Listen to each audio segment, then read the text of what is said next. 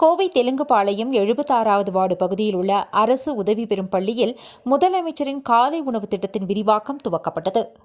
தமிழ்நாடு முதல்வர் மு.க.ஸ்டாலின் அவர்களால் காலை சிற்றுண்டி வழங்குதல் தொடர்பாக 1ஆம் வகுப்பு முதல் 5ஆம் வகுப்பு வரை பயிலக்கூடிய தொடக்கப்பள்ளி மாணவர்களுக்கு அனைத்து பள்ளி நாட்களிலும் காலை வேளையில் சத்தான சிற்றுண்டி வழங்கப்படும் என்று அறிவிக்கப்பட்டு முதலமைச்சரின் காலை உணவு வழங்கும் திட்டம் முதலில் 2022ஆம் ஆண்டு தொடங்கப்பட்டது.